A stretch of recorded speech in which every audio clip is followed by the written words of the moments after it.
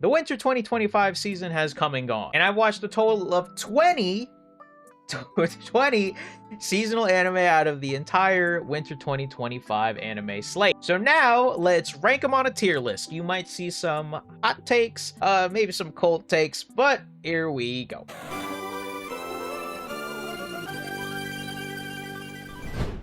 All right, so here is what we are currently working with. We have the tier maker website with the anime winter 2025 final ranking tier list maker, and we are going to just basically go down this list. I obviously watched 20 anime. I'm just gonna go on as we go on, and there are some anime that I have not watched, and I'm not putting every single anime. So I'm also doing this live ranking on twitch.tv/azlarlar, basically where all the content comes from, so make sure to watch my streams there. Just a couple of disclaimers. Obviously, there is absolutely no way I'm not watching every single anime because, one, I have a 9-to-5 job, and of course, you know, just other personal life things. I also have the LMFL that is currently running, and then just overall, again, personal life. So please, just a couple of disclaimers as we go. This will also count the fall 2024 anime that ran into winter 2025. Let's get started. All right, first up, we have a very big anime that starts off here, and that is Solo Leveling Season 2. Oh boy. Where are we putting this? Where are we putting this? I feel like if I put it here, people are just gonna get pissed off at me. But I don't truly feel that way. I think I put it here. The only reason why I don't think it's an S is because, for one, Solo Leveling Season 2, so entertaining, man. In terms of, like, almost every single episode was just so entertaining. And I guess the one thing as to why I would put it in A is because, well, who are we really here for? Jinwoo, right? Nobody else cares about anybody else, right? Except for, you know who, Hyen, or however you say her name. Sorry if I butchered it. Solo Leveling Season 2 was really good, man. I really liked it, much better than Season 1. And for me personally, the development of Jinwoo, once again, I guess, like, the main issue I have is the fact that Jinwoo really is the only person who gets the development. But the development of Jinwoo and the way he goes about things was just so much fun to watch, man. And obviously everybody's talking about Solo Leveling, and at this point it's basically, you know, probably the most popular anime out there right now. So if you haven't watched Solo Leveling, give it a try and go ahead and watch it if you're into hype moments and whatnot. But if you're into the more character development kind of folk there, then maybe it's not quite for you that much, but who knows? This one I am going to put in the not watched but plans. I'm getting married to a girl I hate in my class. So yeah, this is not, I have not watched this, but I heard it was pretty decent. Plan too soon, so yeah, no, I can't watch everything. I literally can't. RBM says Solo Leveling is definitely A tier. Yeah, man, I agree. It's like, it's great. Don't get me wrong. It's just, when you think about every aspect of it, kind of like, it leaves a lot to be desired, I guess. I may be a guild receptionist, but I'll solo any boss to clock out on time. It was not a D. High key, this anime easily could have been better. This could have been a B, man, but I think it's a C. A low C, matter of fact. I liked Alina. I liked her, but I think the joke, if you know, you know, which is the joke of, oh, I have to clock out on time because blah, blah, blah, blah, blah. That was, at some point, it was getting a little bit too repetitive for my taste, I guess. Even if Riri, the GOAT, Ri Takahashi, voiced Alina, I don't think it was enough to exactly carry the show. And it was by Cloverworks, so I kind of went into this one with a little bit more higher expectations, but the animation also kind of like fell off a little bit midway through. So yeah, I think it's like a C. Yeah, 7 out of 10. I'm pretty sure I rated it a 7 out of 10 on Annualist. But yeah, Guild Receptionist is a C for me. I think it could have been better, especially with a better, in terms of animation, it could have been better. Excuse me, story as well, it also could have been better, I guess. I did like the other characters though, like Jade and what's her name, Lulu and Lo. I did like them a little bit, but you know, obviously you're there for Alina. All right, next up here is this one called, I did not watch this one. Medaka Kuroiwa is impervious to my charms. I did not watch this one, but that's going there. yikes, because I was thinking about checking it out after I finished season 2 of My Hero. It's fine. It's like, I don't think you should totally skip it. I think for me personally, it's fine. But yeah, it could have been better, I guess. This one's a little bit of a doozy, so I'm just going to make sure that I get the title correct before I say it. Tying the Knot with an Amagami Sister. Let's see for me for that one. I think I liked it. I did think this was better than Guild Receptionist. It's definitely one of the better harems. The supernatural aspect of that anime was very interesting to me, and it actually did a lot of things well. I think this is like a high C. Like, I'm pretty sure I rated it like a 7.5. I could have been wrong. Maybe a 7. I do think Amagami Sister is worth your time if you like, you know, harem and romance anime. It is very tropey, so if you're annoyed easily with tropes, with romance tropes, then this is probably not for you. I still had a lot of fun watching it, and the supernatural aspect of it made things way interesting, and if anything, made things more unique for a harem like that. So if you're interested in a supernatural aspect with a harem anime in there, romance, you know, check it out. Next up, 2 back-to-back amazing. Holy crap. I mean, what in the world? All right, Orb on the Movements of the Earth. What in the fuck what are we doing here, man? One of the best anime to ever come out last year. I swear to you, one of the best. Orb, let me try to give you guys something here, because I'm really trying to say some things. I'd rather not spoil, obviously. Orb's storytelling, I feel like, does things that not many anime do at all. It's a very unique anime because it talks about the heliocentric theory, which is the fact that the sun is in the middle and all the other planets revolve around the sun, not the Earth being in the middle, which is the geocentric. It's a historical anime. It's set in the 1500s. It's also streaming on Netflix, so if you have Netflix, that's an easy watch to go on ahead. The anime's finished. I really can't say much because I feel like I would spoil it. I think the way that I see Orb is that, especially in times like these, you want to do good in this world, and no one is going to stop you from making sure to do good in this world anyway. The most inspiring fact is that there's so many great characters in this anime. The character development from episodes 1 to 24, absolutely amazing. And again, I just feel like it's also unique because it does some things that normal anime just does not do. I literally can't say much, but if you want to go the 3-episode route, that's a very, very great test to see if you're into this anime or not by the end of episode 3. That's all I'm gonna say in terms of anything else, because Orb, to me personally, was a fucking masterpiece. All right. Yeah, it was very inspiring to see all these characters they wanted to make sure their point was across in what they believed in. And no matter what, no one was going to stop them despite all odds. And I thought that was very, very interesting to me. Next up is ReZero Season 3. And ReZero is just one of my favorite anime of all time, anime series of all time. ReZero just continues to be ReZero, continues to be entertaining.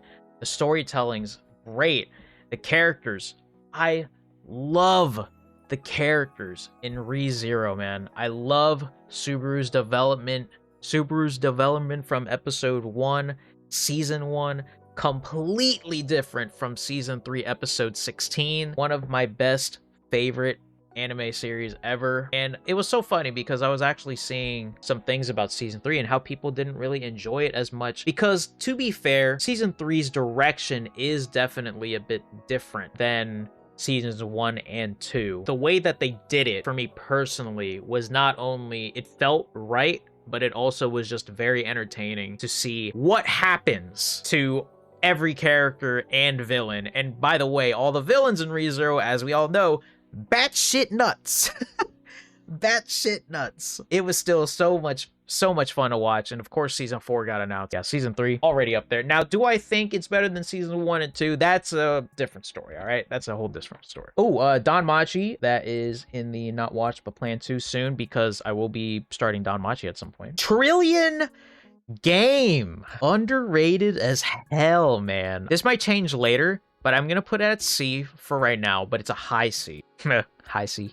Trillion Game, again, It's by Studio Madhouse, very underwatched, and it's about these two guys who create a company to basically get up top of the ranks and trying to defeat everybody to become billionaires or trillionaires. The story was so interesting. I feel like there were a lot of things. Now, granted, animation wasn't that great, but the story itself was very interesting. There were some parts where it was a little bit boring, but I did wish the ending was a little bit more kind of got rushed a little bit by the end of it. A Trillion game, so much fun to watch, especially like Haru. Bro, he's a mastermind at trying to pull so much tricks up his sleeve. It doesn't even matter if it has to deal with someone or something. Can't say what because spoilers, obviously. It's so much fun seeing a character with so much high intellect try to outmaneuver everybody. If you're into that kind of stuff, I think you're gonna like Trillion game. Oh!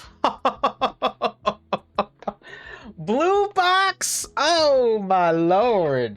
Blue box. Where are we putting you? Blue for B? Nah, blue box for A. I think A is blue box, where blue box is deserving here. Blue box is one of those romance anime that you see. It is definitely a bit of a slow burner, but thing is, it's one of the more realistic romance anime that I've at least seen. Because for me personally, when you're taking into account the male protagonist and the female protagonist, the main couple who was supposed to be the couple of the show, it feels natural because, you know, the setting is high school, of course, but it's like, again, it just felt realistic from how they were feeling or how they were acting and what their lives were like or what their like current situation was in the middle of an anime. Obviously, I don't want to go into spoiler territory. I just feel like Blue Box was very deserving of an A here because I felt like it was very realistic. I'm not gonna say a what. There was something in there that kind of like hit my heart a little bit because I went through something like that. If you're interested in romance anime, I feel like Blue Box is just gonna be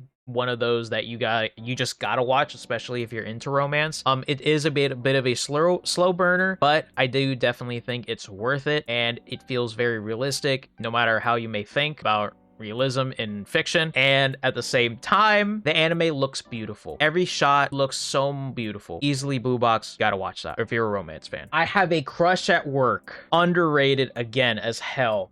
I loved this one. It's a B. It wasn't anything mind-blowing. It wasn't really anything groundbreaking. It was a very simple romance anime with adults, by the way, because I mean, we just went over Blue Box, which is set in high school, but almost every romance anime that you see nowadays is set in a high school. But this one is set in a workplace and the secrecy of trying to hide a relationship in the workplace. And these two, the main couple, just so cute together, man. They're so cute. They do a lot of adult things. It just felt refreshing to see an anime set not in a high school. They're both adults. It's set in a workplace, and it's just not something you really see every day. We need more romance anime centered around the adults. We seriously need it. And I have a crush at work, definitely fits that bill. So if you're interested in that, there you go. Very underwatched and very underrated. Oh, is this ZENSHU? Yeah, this is ZENSHU. Okay, ZENSHU. This is gonna be tough. That might change later, but I think ZENSHU is a low B at the moment. I did like ZENSHU a lot. It's interesting because there was a lot of misinformation when the anime was set to premiere. Supposed to be about this director and how like overworked she was, but which is kind of, I guess, the case, but then it turned into an isekai. It's because of the fact that she was struggling with a certain portion of the next movie that she was trying to direct. I liked ZENSHU. It was a good original anime by MAPPA. I did wish there was another episode that could have like detailed the ending more because I did feel like the ending was a little rushed, I guess. I did like it. I like the characters in it, and Natsuko is just adorable as hell. I think she's a great character. But yeah, ZENSHU, very good. A little repetitive, but the mystery behind a lot of the things in the anime, I think is definitely worth the watch. Oh, Apothecary Diaries Season 2.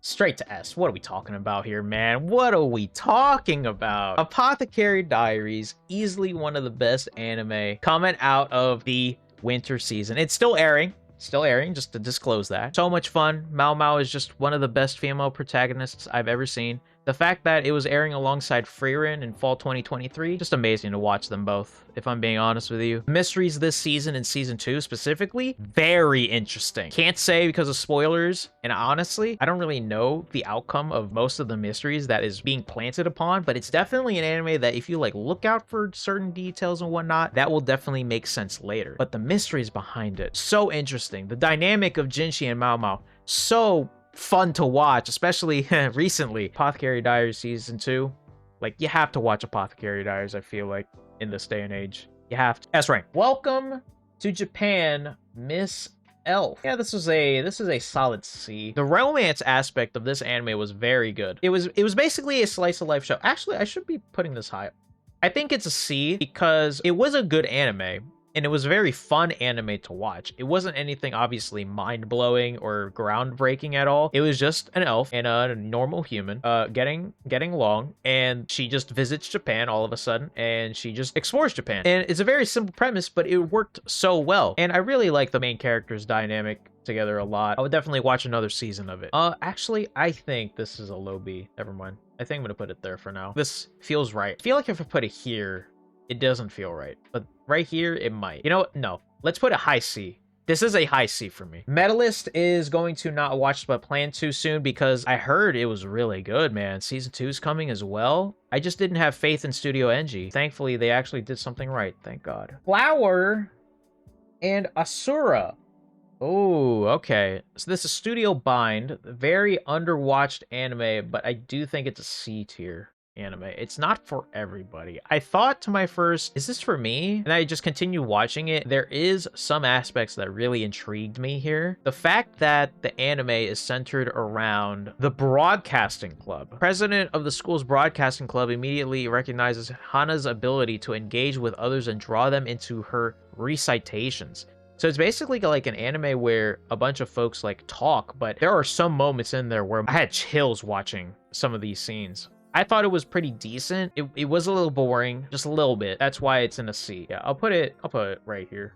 I think it's pretty good. But yeah, Flower and Asura I think is very interesting. But I don't think it's for everybody. I think you need a specific taste for this one. Oh, Dr. Stone, Science Future. Dr. Stone, Science Future, B.